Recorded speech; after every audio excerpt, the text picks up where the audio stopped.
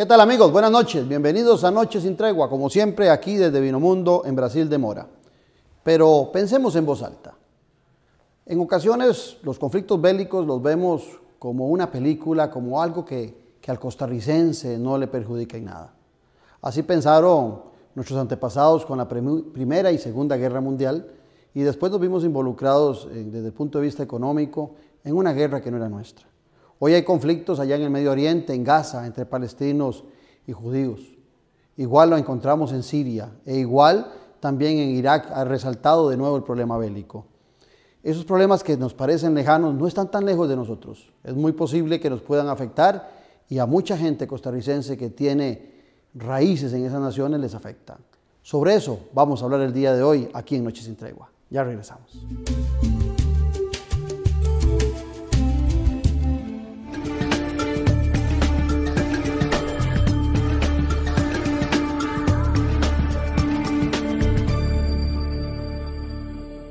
Para el tema que les planteé Pensando en Voz Alta, busqué 3 profesionales de alto nivel que conozcan los temas de Gaza, de Irak, de Siria.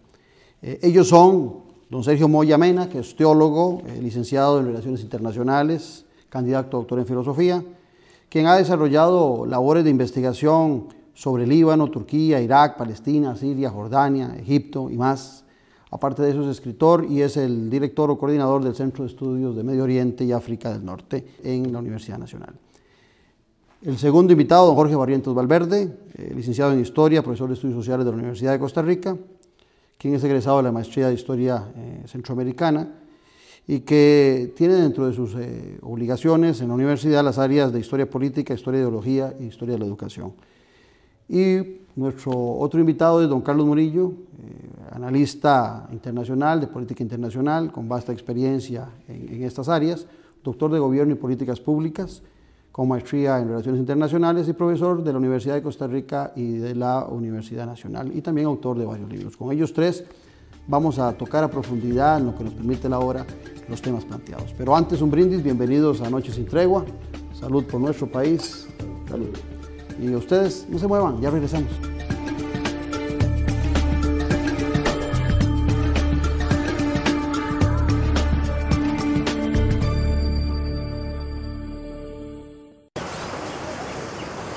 Aló, Banca Fácil del Banco Popular.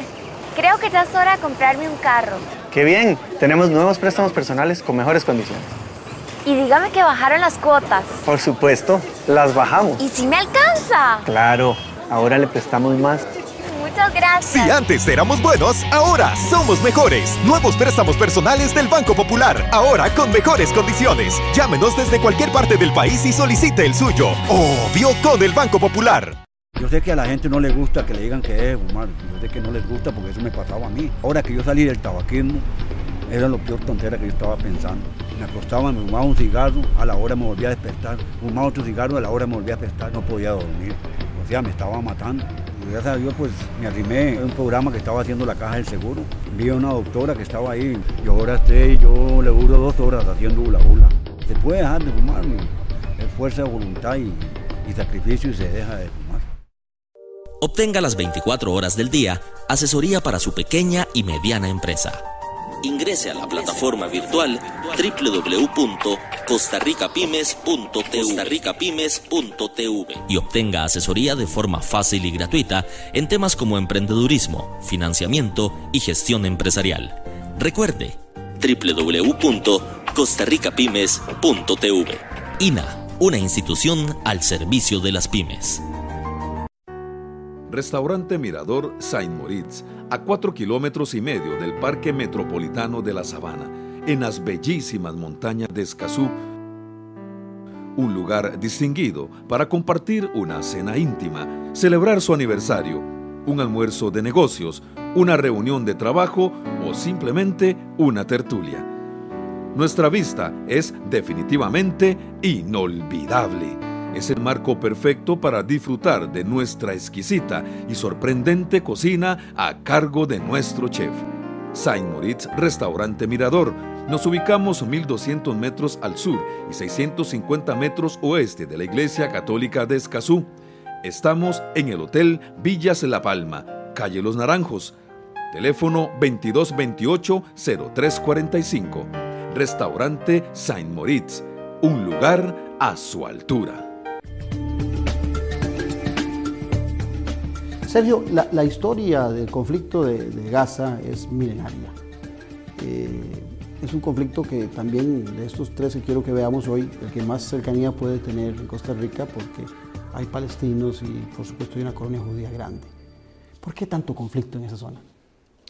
Bueno, yo no diría que es milenario, ¿verdad? Es decir, es una zona de poblamiento efectivamente que nos remonta a muchos siglos en la antigüedad, pero yo creería que el conflicto tal y como se ha desarrollado pues tiene raíces relativamente recientes, ¿verdad? Es decir, un poco más de un siglo atrás. Pero bueno, está ubicado en una zona que ha sido apetecida por muchas civilizaciones, muchos pueblos, muchas culturas. Es una zona de confluencia entre tres continentes, África, Asia y Europa. Y es una zona donde han también nacido y crecido las tres grandes religiones monoteístas. Por eso es que posiblemente también genera tantas sensibilidades cuando se trata este tema en la prensa, en los medios, en las discusiones. Y es un conflicto efectivamente pues complejo, que lo que hemos visto en las últimas semanas es apenas un capítulo, ¿verdad?, de un enfrentamiento que se ha venido presentando de manera reiterada desde 1947-48, uno de los episodios tal vez más sangrientos, ¿verdad? Y posiblemente, de manera lamentable, no el último, ¿verdad? Es un conflicto cuya solución es compleja, cuya solución no se avisora a la vuelta de la esquina y en general pues es una recurrencia de uso de la violencia pues bastante lamentable, ¿no? Yo decía milenaria por lo mismo de la historia religiosa que se da alrededor de esto. Ahora le pregunto a Jorge, Gaza es un territorio tan grande como puede ser Grecia, nuestro cantón, o como puede ser Acosta, 360 kilómetros cuadrados. Pero Gaza es solo una pequeña parte de lo que se ha llamado o lo que se le autorizó a los palestinos como territorio propio. Está la otra parte de Cisjordania. ¿Por qué esa separación de una nación tan distante una del otro? A pesar de que el territorio es tan pequeño, ¿por qué tan distante? ¿Por qué se da esa separación? Bien, sí, tal y como decía Sergio, evidentemente, digamos, el conflicto realmente para entenderlo de acuerdo a lo que ha venido sucediendo en los últimos meses, tiene que explicarse principalmente por el nacionalismo judío del siglo XIX, que es una tendencia que emana de la tendencia de la modernidad política después de la Revolución Francesa, que tiene que ver con la formación de estados nacionales a nivel mundial, ¿verdad? Y no solo la formación de estados nacionales, sino también la formación de ideologías nacionalistas, principalmente en Europa, y después todas estas tradiciones y corrientes se difunden por América, ¿verdad? En ese sentido, digamos que pasando a esta cuestión del nacionalismo judío, a finales del siglo XIX nace el movimiento sionista en 1897 con Theodor Herzl, y es a través del movimiento sionista que se empieza a organizar de alguna manera, ver de qué manera se puede llegar a la región de Palestina. Y bueno, en ese momento lo más viable que había, hubieron experimentos para ver si se podía localizar o lograr llegar a formar un Estado de Israel en Siberia, en Rusia, se pensó en Alaska, se empezó en Argentina, hubieron varias hipótesis de dónde podría establecerse el Estado judío. Finalmente se tuvo la decisión de que lo más viable era llegar a Palestina de nuevo, ¿verdad?, bajo la justificación religiosa de que esa era la tierra prometida, ¿verdad?, bajo la justificación de que allí habían vivido hace 2000 años, etcétera, ¿verdad? Entonces, finalmente, la manera en la que logran llegar a ese objetivo, el movimiento sionista, es a través del apoyo a Inglaterra en la Primera Guerra Mundial. Entonces, a través del apoyo a Inglaterra en la Primera Guerra Mundial contra el Imperio Turco Otomano, que es un imperio que nace hacia el año 1300 aproximadamente, es a través de la derrota contra el Imperio Turco Otomano, ¿verdad?, o sea, la derrota del Imperio Turco Otomano, que Inglaterra logra tomar posesión de la zona donde estaba Palestino. Eso se ve en el Tratado Sykes-Picot, 1916, cuando Francia e Inglaterra deciden que si ganan la guerra tomarán posesión de esas tierras, ¿verdad? Y además también tenemos otro documento importante que es la Declaración Balfour, ¿verdad? Que es un documento en el que Inglaterra, digamos, Inglaterra se compromete con Israel de que a cambio del apoyo que Israel le dio, bueno, no Israel, sino los sionistas, ¿verdad? No podemos hablar de Israel porque no está configurado como Estado nacional, que por el apoyo que le da el movimiento sionista a Inglaterra para ganar la Primera Guerra Mundial contra el Imperio Turco Otomano, que por ese apoyo, entonces evidentemente lo que va a haber a cambio va a ser que Inglaterra va a tratar de asegurarle a Israel una zona de Palestina, ¿verdad? En eso que tocabas, uno habla de 1948 en Costa Rica y lo que piensa Carlos es en nuestra guerra civil interna, ¿verdad? Entre Calderón, Guardia y Figueres. Y apenas en ese año se estaba conformando Israel como país. Claro, si uno echa el cassette para atrás y piensa en los judíos, son milenarios y los costarricenses tal vez apenas vamos para 200 años. Pero viene la pregunta, ese conflicto que nos plantea Jorge, tan histórico, de Francia e Inglaterra, ¿podría ser la célula, vos que sos el experto en relaciones internacionales, de que hoy tanto esos países como Estados Unidos, como Rusia, hay tanto interés alrededor de una zona como Líbano, Israel, Palestina, la misma Siria, que parece bastante pequeña y las grandes potencias ahí metidas? Bueno, hasta Claudio, China hoy en día. Por supuesto. Claudio, yo creo que hay que tener dos elementos en cuenta. Uno es el geopolítico y el otro, que ya Jorge se refería a él con el concepto de Estado-Nación. Yo creo que el único Estado-Nación verdadero en el Medio Oriente y en general en lo que se conoce como el Gran Levante es Israel. ¿Por qué? Y esto me ha llevado a mí a plantear últimamente la idea de una crisis del mundo árabe. Jorge mencionaba precisamente un tratado clave, Sykes-Picot, que crea una división vista desde Europa. Crea estados bajo la concepción eurocéntrica de lo que es un estado, cuando en realidad no hay esa concepción en el mundo árabe.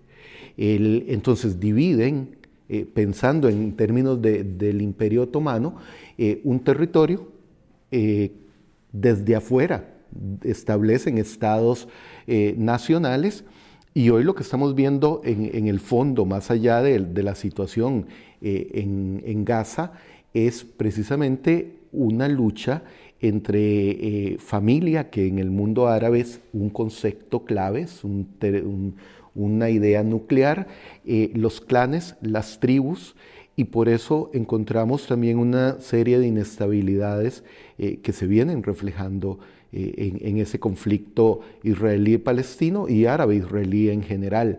Y geopolíticamente, porque tal y como Sergio mencionaba, es un punto neurálgico en el mundo, no solo con las tres grandes religiones monoteístas, sino el punto de convergencia de las tres grandes continentes, un punto comercial estratégico a lo largo de la historia.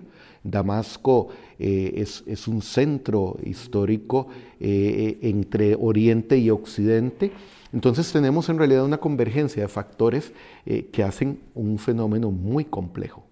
Ahora, en eso que decía Carlos, Sergio, cuando uno mapea toda la situación, pues se encuentra un Estado israelí muy poderoso, muy rico, y en esta zona de Gaza, esa pequeña parte de lo que se ha definido como la nación palestina, que yo decía hace un ratito, si acaso del tamaño de Acosta o de Grecia, en nuestros cantones, con un poquito menos de 2 millones de habitantes. O sea, ese conflicto, con cualquier bomba, es factible que se genere una gran cantidad de muertos, como los que hemos visto en estos 2 meses, ¿verdad? Más de 2.000 personas, solo palestinos muertos ahí. Sí, estamos frente a un patrón, ¿verdad? de escaladas de conflicto más o menos cada 2 o 3 años.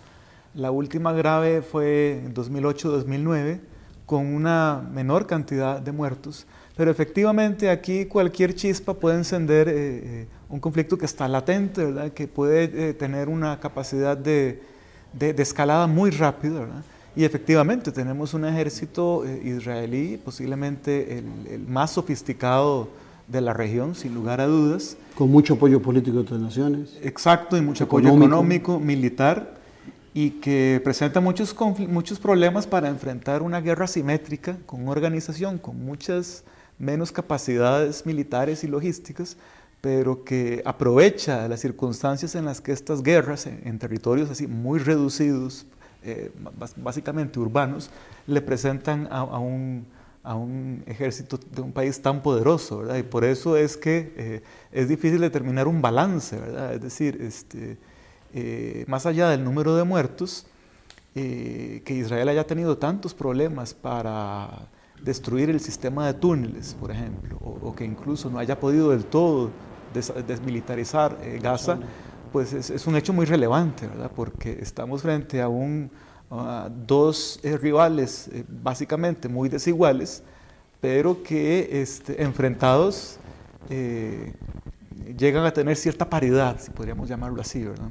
Yo veía ahora que en estos días que se dictó o se pusieron de acuerdo para una paz en la zona, celebrar a los palestinos, Jorge, después yo desde mi perspectiva diría que después de 2.200 muertos y todo la destrucción de su territorio, uno podría difícilmente ver eso como una victoria, pero veía a los palestinos celebrando esta paz establecida como un triunfo. Claro, sí. Digamos que esto que ha venido sucediéndonos en los últimos días respecto a manifestaciones de exaltación, digamos, o de celebraciones, porque se ha interpretado lo que pareciera ser el final de esta intervención de Israel, de este bombardeo de Israel a Palestina, tiene, digamos, que ver con un elemento que se explica por el desgaste de la imagen de Netanyahu y el gobierno de Netanyahu, ¿verdad?, ante la opinión pública. Lo podemos ver muy claramente, digamos, en la reacción que ha tenido de las redes sociales, en la reacción que han tenido en las diferentes prensas, en medios de comunicación a nivel mundial, de tratar de dar una interpretación acerca de la, digamos, forma desproporcionada en la que utilizó la violencia el ejército israelí. Entonces, en ese sentido, digamos, hay desgaste de la imagen de Netanyahu y hay un desgaste de la imagen que ha tenido a nivel mundial el gobierno israelí, y también podríamos decir que en sí Netanyahu no ha logrado los objetivos, como era acabar con los túneles en Gaza, no logró el objetivo de acabar con el movimiento de Hamas, por ejemplo, o por lo menos tratar de desarticularlo. Entonces, en ese sentido, en Gaza todavía sigue, Hamas está presente allí, ¿verdad? En ese sentido, entonces, como venía diciendo, creo que Palestina podría estar celebrando bajo esa lógica, ¿verdad? Recordemos que, nada más para continuar el hilo que veníamos señalando después de la Primera Guerra Mundial, en 1917 finalmente entonces el Imperio Turco Otomano es destruido, ¿verdad? Finaliza desde 1300, veamos qué poderío de imperio, ¿verdad? Desde 1300 hasta 1917 se mantiene ahí. Cuando se desestructura, Inglaterra es el que toma posesión de esa tierra, ¿verdad? Y empieza a, digamos, permitir que los colonos judíos lleguen, ¿verdad? Más adelante podemos hablar un poco más del asunto israelí. Tema que vos estabas tocando sobre Palestina, me interesa llamar la atención para el televidente, Carlos.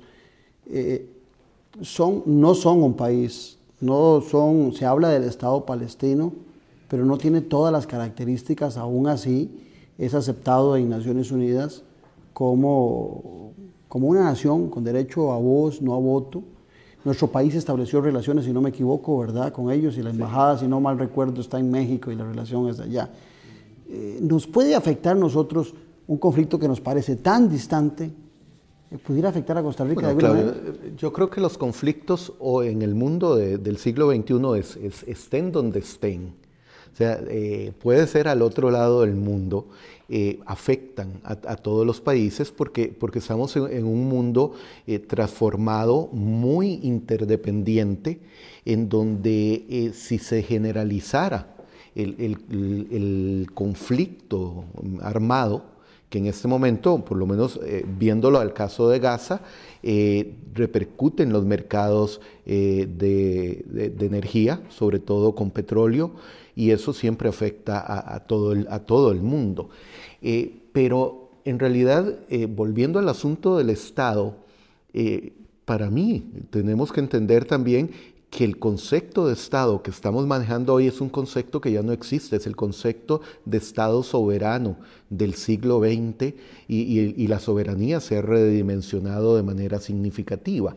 Entonces, lo que tenemos en el caso de Palestina sí es un Estado reconocido por un buen número de miembros de Naciones Unidas, pero hoy se tiene claro que no se trata solo de nombre de Estado, sino de la institucionalidad que tiene y de la capacidad que tiene ese Estado para garantizar a su población la seguridad mínima necesaria. Y en el caso de Palestina, primero, hemos hablado hasta el momento de Gaza, pero la otra parte de lo que es Palestina es Cisjordania. Que pareciera que no hay conflicto por el momento. No es tan evidente el conflicto. No es tan evidente en términos de lo que ha sido la operación militar en Gaza, pero es un conflicto permanente que a veces olvidamos eso y que también olvidamos que está gobernado cada franja por autoridades distintas, aunque la autoridad que representa a Palestina es Mahmoud Abbas, que residen en Cisjordania.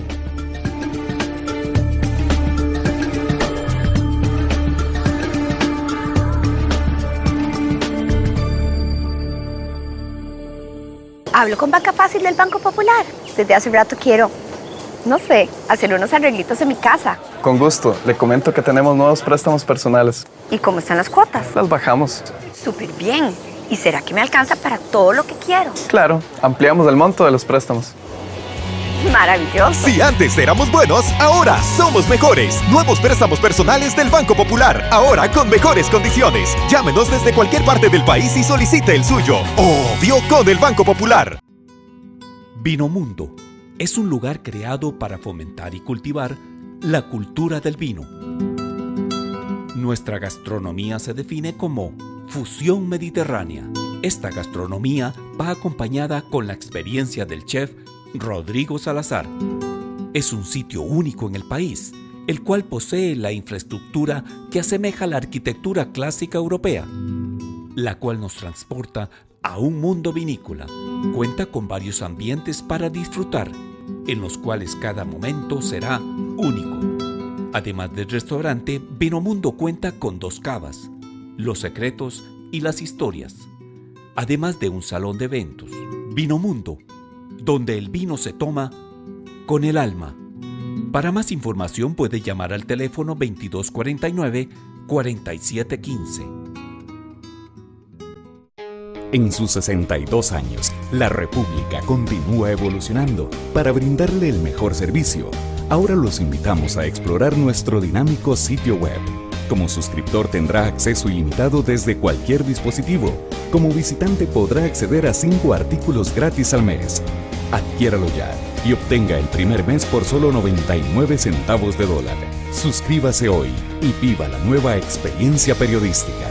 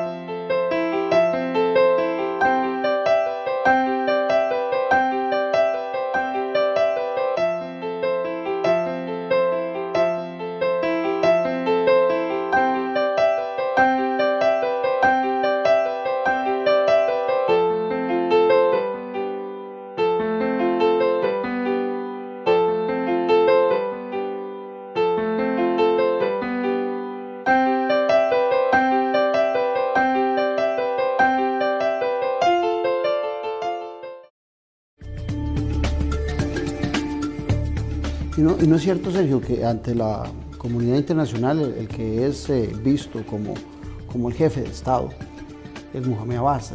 En el caso de Hamas es visto como un grupo terrorista, así es planteado por muchos.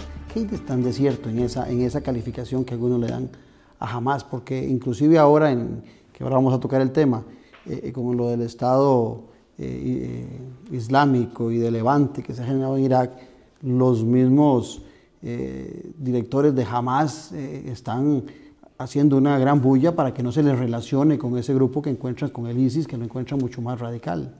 Sí, así es.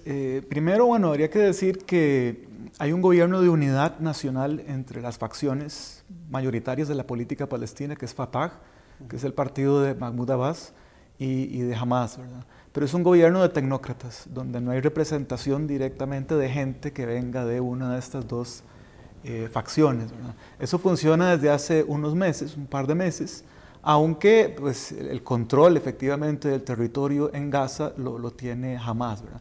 Ahora, si Hamas es una organización terrorista, cosa que se repite frecuentemente, yo creo que habría, bueno, primero que definir qué entendemos por terrorismo, ¿verdad? Si es el uso de la violencia o el terror de forma deliberada contra civiles, pues nos vamos a encontrar que en estos conflictos en la región todas las partes han recurrido a ese factor durante mucho tiempo, ¿verdad?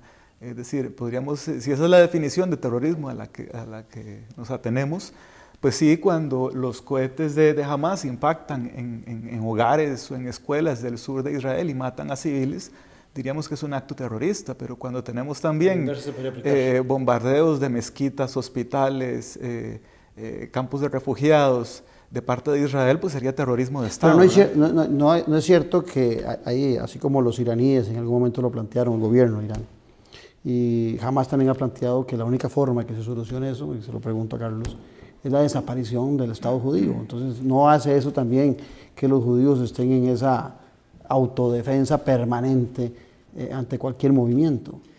Efectivamente, yo creo que, y eso es uno de los argumentos que desde la perspectiva del derecho internacional es totalmente válido. Todos los estados tienen derecho a existir en la medida en que tengan una población que los legitime. Así como Palestina tiene derecho a ser un Estado, por supuesto que Israel también lo tiene. El problema, como decía Sergio, es el uso de los conceptos. Y estamos en el Medio Oriente frente a situaciones mediáticas, con un manejo quizás más que desde la perspectiva militar, entra en el ámbito de lo mediático, y entonces ciertos conceptos, como por ejemplo, aunque sean etimológicamente equivocados, como por ejemplo antisemita, o el caso de terrorismo, sionismo, tienen mucho peso en el acto discursivo, y entonces ahí es donde hay que tener en cuenta a la hora de hacer el análisis qué realmente está ocurriendo y de qué estamos hablando para poder entender esa problemática. Porque uno de los temas, Jorge, del bloqueo que justifican los israelíes es sobre el tema de que jamás lo consideran, ellos lo definen como terrorismo, y entonces hay un bloqueo especial que no pasa en Cisjordania. Claro. Sí, bueno, Hamas es una agrupación que se funda en 1987. En los años 70 Estados Unidos incluso dio apoyo a los hermanos musulmanes para que hacia los años 80 se formara un movimiento que le hiciera, digamos, oposición digamos, el movimiento de Yasser Arafat, ¿verdad? La Organización de Liberación Palestina, la OLP. Finalmente, además, bueno, se va consolidando durante los años 90, va creciendo cada vez más, y en el 2006 ganan las elecciones democráticamente, se dieron elecciones en Gaza y ellos ganaron las elecciones. Y a partir de aquí, evidentemente, Israel se preocupa, la luz roja se enciende en Israel porque llega un movimiento más radical en Palestina, principalmente en Gaza, ¿verdad? Ya el profesor hablaba de la parte de Cisjordania, más al norte, que es independiente, ahí está Mahmoud Abbas, ahí está Fatah, ¿verdad? Pero en Gaza es Hamas el que gana en el 2006. Eso preocupa a Israel porque Hamas lo que le promete al pueblo de Gaza es que va a acabar con Israel, con el Estado israelí. En los últimos meses, digamos, Hamas ha tenido que flexibilizarse y ha tenido que señalar que lo que ya están pidiendo es que se regrese a las fronteras de 1948, de acuerdo a la partición de la ONU en ese año, ¿verdad? Que fue la partición que generó lo que vos señalabas al inicio, de por qué es en un país tan pequeño como Israel que existe esa partecita de Gaza, esa franjita de Gaza y ese pedacito de Cisjordania más al norte, es por la partición, ¿verdad? Ahorita estábamos hablando del recorrido histórico del conflicto, hablamos en los años 20 y 30 de cómo Inglaterra era la que administraba esa zona, provocaba o posibilitaba que los israelíes ya se fueran metiendo en esa región como colonos, y finalmente después de la Segunda Guerra Mundial, para cerrar la idea, después del Holocausto, por supuesto, ¿verdad? Y de la masacre que hicieron los nazis contra los judíos en Europa, era casi que imperativo, ¿verdad? Era una obligación que la comunidad internacional le diera un lugar a los judíos donde vivir. Entonces, finalmente lo que hacen, evidentemente, de una forma muy arbitraria, sin discutirlo, sin preguntarle a los palestinos, en el 48 es partir el Estado en dos. 56,2% aproximadamente se le da a los israelíes y un 44,5% se le da a Palestina, y se deja una zona internacional administrada por la ONU, que es Jerusalén, ¿verdad? Que se supone que es una zona independiente de los dos países por todo el contenido religioso, político que tiene de importancia, ¿verdad? Entonces ahí es donde ya entramos en el 48, finalmente con la partición. Ahora, cuando vos estás hablando, y seguro le pasa al televidente, hablas de Palestina, hablas de Israel, inclusive si mete uno el Líbano, y cuando uno hace la sumatoria de esos territorios, Sergio, sigue siendo Costa Rica más grande que la sumatoria de todos esos territorios. Y yo no me imagino, qué sé yo, que entre Cartago y el lado sur del país y el lado del norte tuviéramos una guerra y estar viendo esos misiles pasar de un lado a otro con una facilidad, ¿verdad?, en un territorio tan pequeño, porque el nombre de Israel, por su historia, lo de Palestina, hace que la gente perciba como que son países inmensamente grandes, son sumamente pequeñitos, y hay varios conflictos ahí. Pero lo hablábamos, son cientos de años con ese conflicto. Se hacen paces, se vuelve a la guerra. ¿Habrá alguna posibilidad a mediano plazo de que esos países, o sobre qué puede haber posibilidad de que ese conflicto en algún momento termine? Bueno, efectivamente es una zona mucho más pequeña de lo que usualmente la gente cree, ¿verdad? Al punto de que uno podía desayunar en Amán, manejar a Damasco, almorzar ahí, manejar después a Beirut, tomar café, y manejar después a Jerusalén para cenar manejando, ¿verdad? Es así de cortas son las distancias. Líbano es más pequeño que Guanacaste.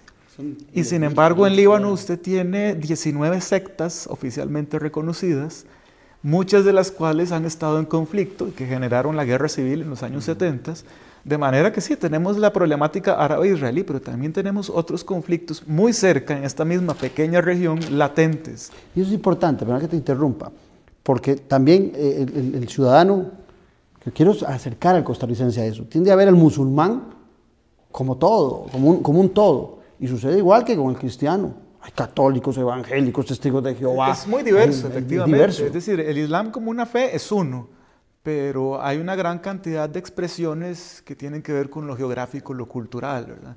Y muchos de esos conflictos tienen también una dimensión intraislámica, ¿verdad? Ahora que mencionaban Hamas y el ISIS, pues evidentemente son expresiones del Islam político, pero que abrevan de tradiciones teológicas muy distintas, ¿verdad? Que hace que Hamas diga, que no tenemos nada que ver con esta expresión del Islam que encuentran como ilegítima, como salvaje, ¿verdad?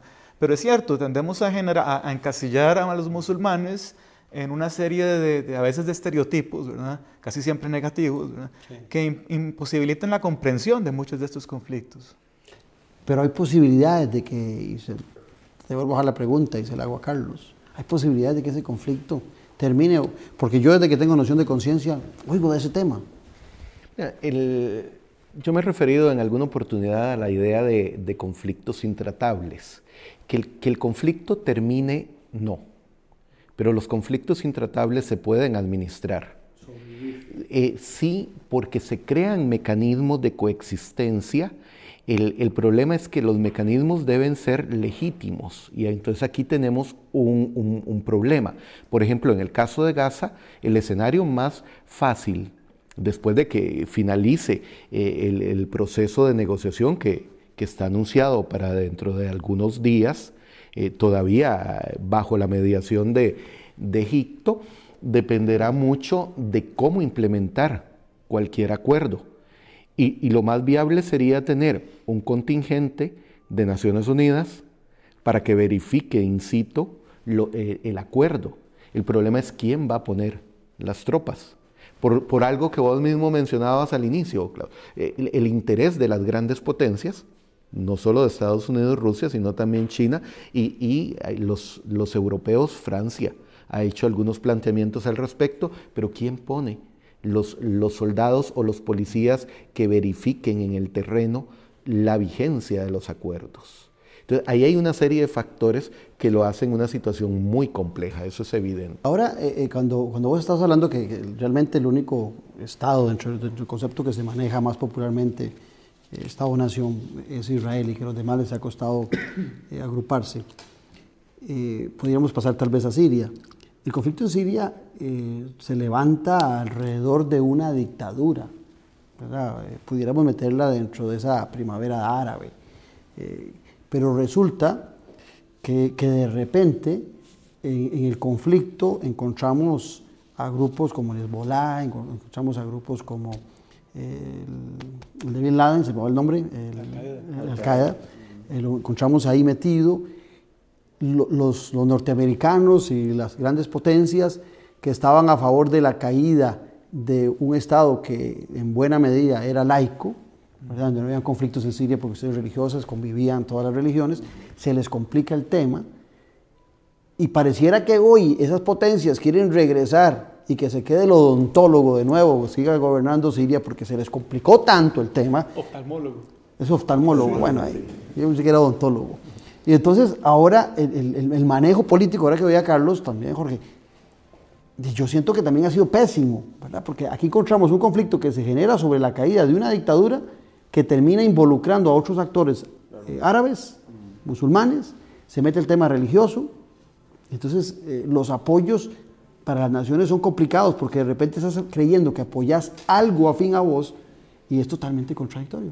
Claro, sí, bueno, eso se enmarca en el contexto de lo que llamamos la primavera árabe, que inicia más o menos hacia 2010, 2011, recordemos aquella cuestión en Túnez, donde un señor que era abogado no tenía empleo, vendía verduras en la calle y la policía lo reprime, ¿verdad?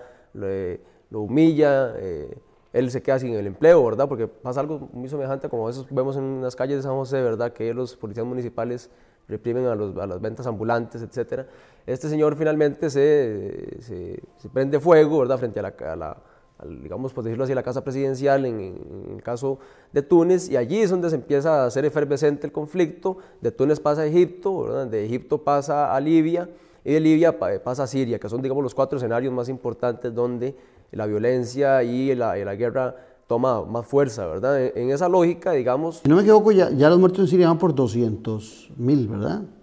Poco más de 200.000. Hay un dato oficial de Naciones Unidas de que son alrededor de 200.000. Bueno, nos alarman los 2.000, yo creo que una sola muerte debería alarmarnos, pero nos alarman los 2.200 en Gaza, y aquí ya vamos por 200. Claro, y hay el problema es con el presidente Al-Assad, ¿verdad? Que es que no, digamos, obviamente es musulmán, ¿verdad? Pero es de una minoría que no es ni chiita ni sunita, sino que él es alawita, es una minoría que está, digamos, en la región de Siria.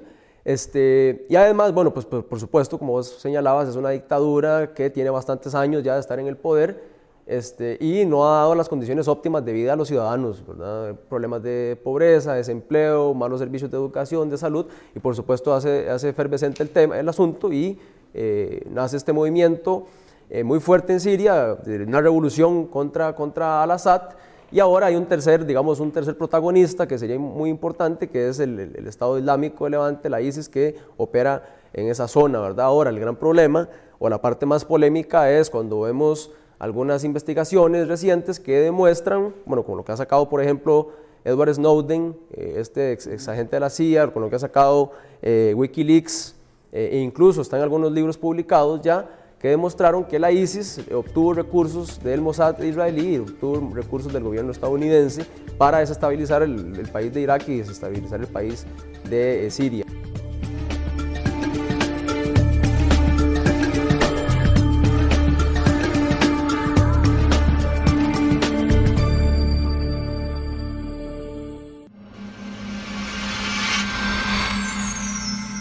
Es posible que las futuras generaciones tengan la ocasión de preguntarse ¿en qué estarían pensando nuestros padres? ¿Por qué no reaccionaron cuando tuvieron la oportunidad? Lo que hace falta es que actuemos ahora. No desperdicies el agua. Cuida nuestras fuentes, zonas de recarga, ríos y quebradas. Siembra un árbol. Siembra vida. Todavía estamos a tiempo. Un mensaje de Acueductos y Alcantarillados. Obtenga las 24 horas del día asesoría para su pequeña y mediana empresa. Ingrese a la plataforma virtual www.costarricapymes.tv y obtenga asesoría de forma fácil y gratuita en temas como emprendedurismo, financiamiento y gestión empresarial. Recuerde, www.costarricapymes.tv. INA, una institución al servicio de las pymes. Yo sé que a la gente no le gusta que le digan que deje de fumar, yo sé que no les gusta porque eso me pasaba a mí. Ahora que yo salí del tabaquismo, era lo peor tontera que yo estaba pensando. Me acostaba, me fumaba un cigarro, a la hora me volvía a despertar, fumaba otro cigarro, a la hora me volvía a despertar, no podía dormir. O sea, me estaba matando. Y gracias a Dios, pues me arrimé a un programa que estaba haciendo la Caja del Seguro. Vi a una doctora que estaba ahí, y ahora yo le duro 2 horas haciendo hula hula. Se puede dejar de fumar, es fuerza de voluntad y sacrificio y se deja de fumar. Vino Mundo es un lugar creado para fomentar y cultivar la cultura del vino. Nuestra gastronomía se define como fusión mediterránea. Esta gastronomía va acompañada con la experiencia del chef Rodrigo Salazar. Es un sitio único en el país, el cual posee la infraestructura que asemeja la arquitectura clásica europea, la cual nos transporta a un mundo vinícola. Cuenta con varios ambientes para disfrutar, en los cuales cada momento será único. Además del restaurante, Vino Mundo cuenta con 2 cavas, Los Secretos y Las Historias, además de un salón de eventos. Vino Mundo, donde el vino se toma con el alma. Para más información puede llamar al teléfono 2249-4715.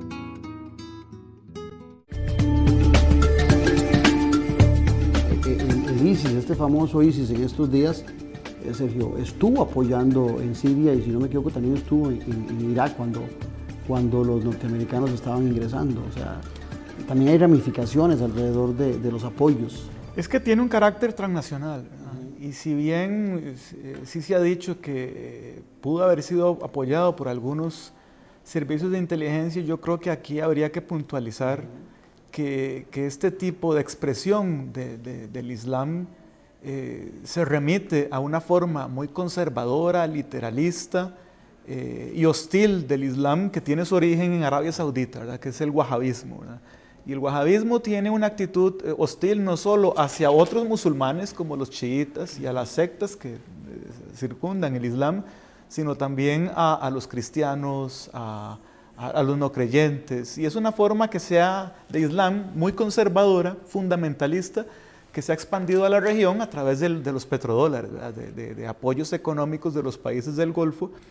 Y que es el olor que le gusta a las potencias. Sí, y que es lo que vemos detrás de todas esas expresiones de radicalismo, como incluso Al-Qaeda también, y ahora este grupo que incluso Al-Qaeda lo considera radical, ¿verdad? Sí, eso me llama mucho la atención. Pero lo interesante es que esto tiene en el fondo el patrocinio ideológico y económico de países como Arabia Saudita, como Qatar, como Kuwait, que aparentemente son aliados de los países occidentales, ¿verdad? Pero es parte de la complejidad de este fenómeno. Es que, Claudio, yo creo que ahí hay que tener en cuenta algo que sobre todo en Costa Rica a veces no lo podemos entender en ese sentido. En el ámbito internacional lo que hay son intereses, no hay aliados, no hay amigos. Por eso es que puede parecer extraño que en julio Al-Assad, al frente del régimen sirio, era el principal enemigo en Siria de Estados Unidos. Y hoy es una pieza clave para evitar la expansión de ISIS y la consolidación de un Estado islámico, que yo prefiero hablar de califato para que no se piense que en realidad se está construyendo un Estado nacional como lo conocemos acá.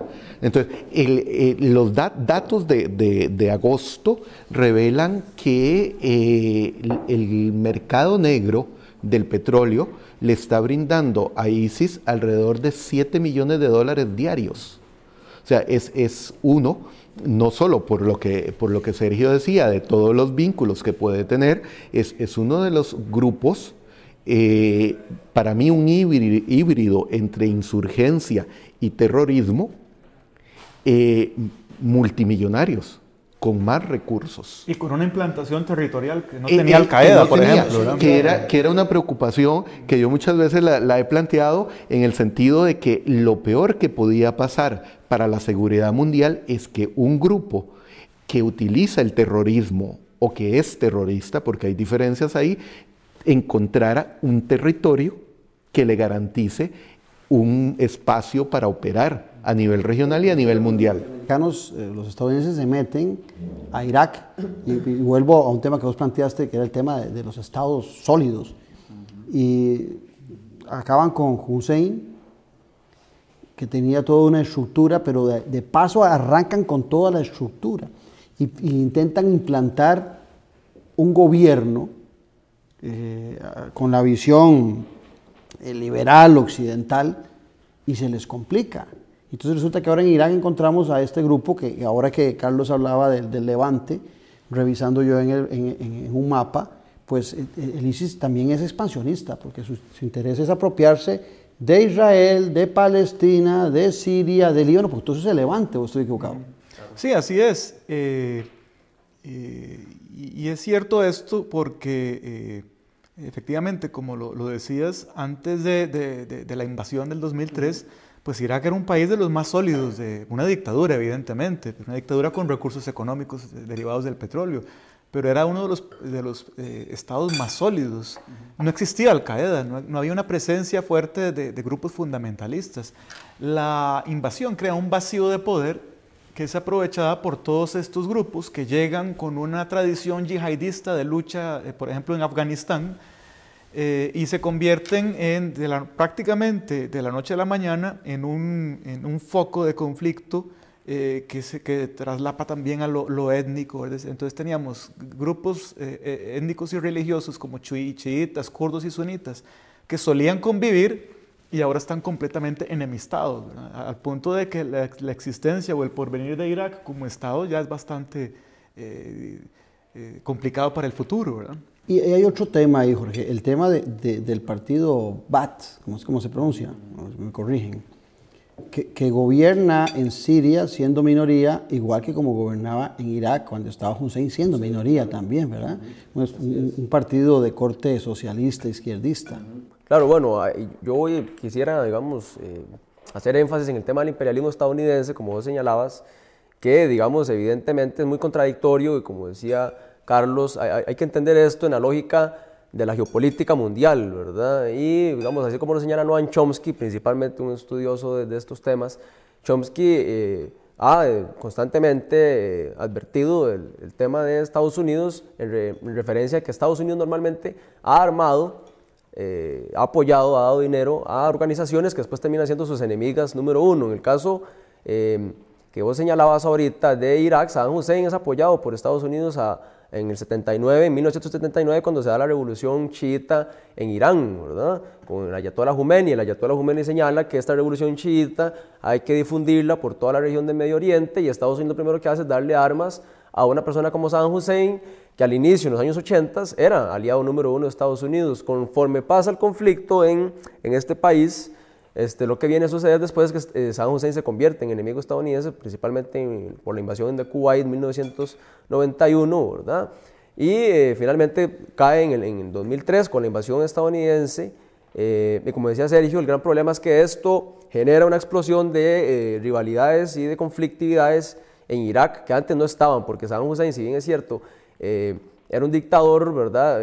Y era un tirano y tenía grandes problemas y generaba cuestiones de mucha corrupción, violencia contra ciertos sectores en ese país, mantenía por lo menos el control, ¿verdad? O sea, mantenía la cohesión del país, así como, por ejemplo, Joseph Broz Tito podía mantener la cohesión de Yugoslavia, ¿verdad? En los años 70, claro. Y entonces ese control mantenía el país en una relativa estabilidad. Después de la invasión, esto se convierte en un estado fallido, ¿verdad?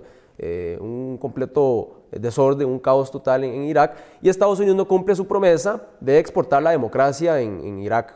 Esa promesa queda totalmente fallida, ¿verdad? Recordemos también en ese contexto del tema iraquí que Estados Unidos, bueno, invade Irak con el discurso, con la justificante, con el argumento de que lo hace para acabar con Hussein porque estaba relacionado con movimientos terroristas que tenían que ver con los atentados terroristas del 2001, ¿verdad? Y finalmente todo eso no fue probado, ¿verdad? Después está el tema de las armas nucleares, nada de eso se probó, y después lo que se logra demostrar es que Estados Unidos principalmente tenía que ver con la invasión, tenía que ver con el petróleo, y otro asunto muy estratégico que era destruir Irak para volver a reconstruirlo a través de la empresa Halliburton, que era la empresa del vicepresidente de Estados Unidos en aquel momento, del gobierno de George Bush, Dick Cheney, ¿verdad? Y esos fueron los que se convirtieron en millonarios, ¿verdad? Ahora, yo creo, permíteme, porque yo creo que es necesario tener en cuenta que lo que genera la intervención de Estados Unidos en Irak y en otras dimensiones en Afganistán no es crear los problemas, es romper con un esquema que había contenido esos problemas y pensar que, y es un error histórico, podríamos retroceder a las cruzadas y a otras iniciativas europeas, de pensar que el modelo europeo y en general lo que conocemos hoy como el modelo occidental sirve en el resto del mundo. El modelo de Europa sirve en Europa.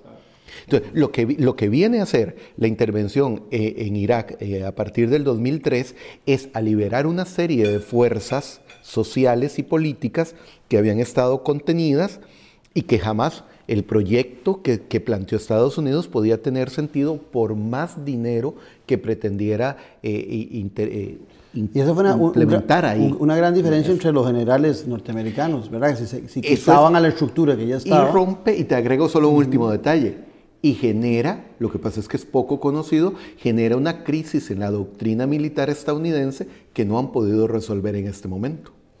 Porque, Sergio, para ir terminando, se nos va a cubrir estos temas en una hora, es prácticamente imposible. Pero ahora que vos hacías toda una gira turística por esta zona. Ojalá se pudiera, ¿verdad? Pero yo veo que mucha gente va a esas zonas, siendo tan pequeñas y con tanto conflicto, de Costa Rica salen y uno lo ve anunciado en las agencias de viajes, que vamos, a uno le da terror ir, pero yo veo que mucha gente va, si las promueven es porque se venden, pero la pregunta va por otro lado.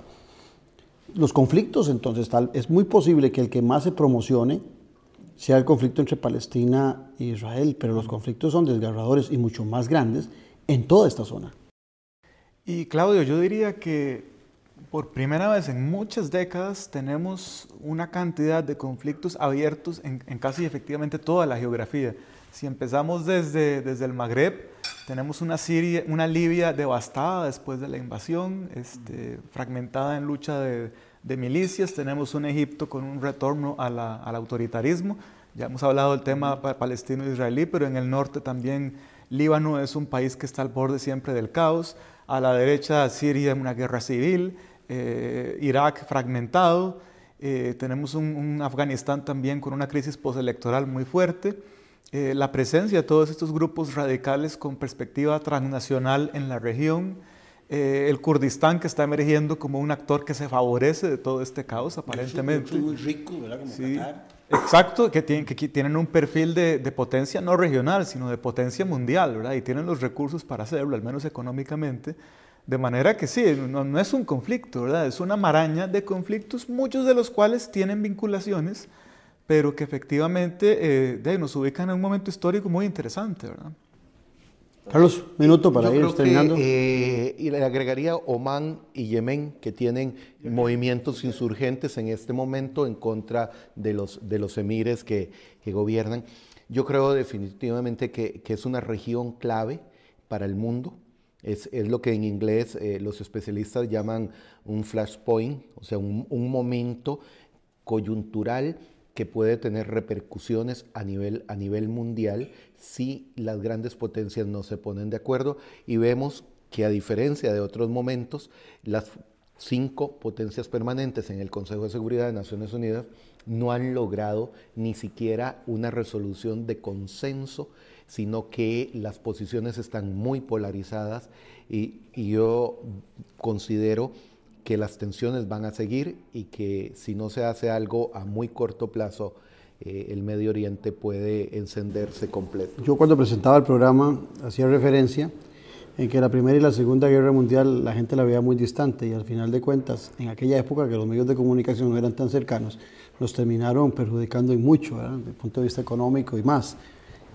Pues aquí yo creo que el televidente le queda claro que este mundo que nos parece tan distante, que le llaman Medio Oriente, está bien cercano. Agradecerle a Sergio, a Jorge y a Carlos la gentileza de haber venido a Vinomundo y a Noche Sin Tregua. A usted agradecerle su presencia, el haber estado esta hora con nosotros. Recordarle que mañana, martes a las 6 de la mañana y a las 2 de la tarde puede recomendar o puede volver a ver el programa de televisión. Y el jueves, si Dios lo permite, miércoles, jueves, lo tendrá en YouTube. Un abrazo a la distancia y nos vemos de hoy en 8 días.